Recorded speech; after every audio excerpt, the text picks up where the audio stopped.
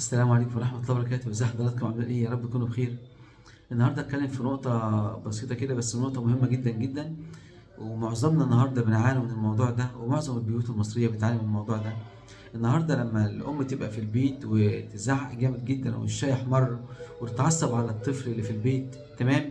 ده من أكبر المخاطر. أنت حضرتك كده بتشحني ابنك بثلاث هرمونات.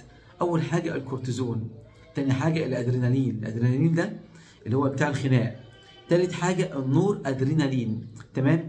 كل ده لما بيتشحن في الطفل ده بيطلع الطفل ده يعني ما عندوش شخصية، بيبقى عنده ضعف جامد جدا في الشخصية، بيبقى عنده مشاكل نفسية، بيبقى الطفل ده بيبقى الطفل ده بقى عصبي زيادة عن اللزوم، بيبقى الطفل ده عنده فرط حركة، بيبقى الطفل ده محدش بيعرف يتعامل معاه، لأن الطفل ده من صغره تعرض لضغط نفسي جامد جدا جدا جدا.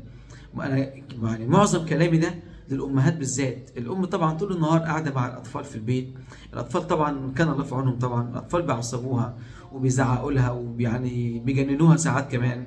بس انا احاول على قدر المستطاع ان انا اتعايش مع اولادي، واحاول ان انا يعني احل المشكله، او ان انا يعني ما ازعلهمش جامد، او ان انا احاول ان انا يعني الطفل ده اخليه صاحبي، اتعامل معاه على عقله، احاول ان انا احل المشكله من غير ما ازعل الطفل ده. شيء طبيعي طبعا. في ناس كتير ممكن تقول لي انت كلامك يعني مش منطقي، انا فاهم والله، كلنا عندنا مشاكل في البيوت، بس والله يا جماعه الطفل لما بينشأ في بيئه صعبه زي ديت، اول حاجه بيعاني منها ضعف الشخصيه. بيكبر الولد ما عندوش شخصيه خالص خالص خالص. فيا ريت يا ريت نحل المشكله ديت بهدوء. خد الامور ببساطه، حل الامور بالراحه خالص، اتعاملي مع اطفالك بالراحه. حتى لو انت جايه على نفسك او جايه على اعصابك او مضغوطه، الطفل ده ملوش ذنب في اي حاجه. الطفل ده عايز حد يبقى يعيش معاه على قد سنه وعلى قد عقله.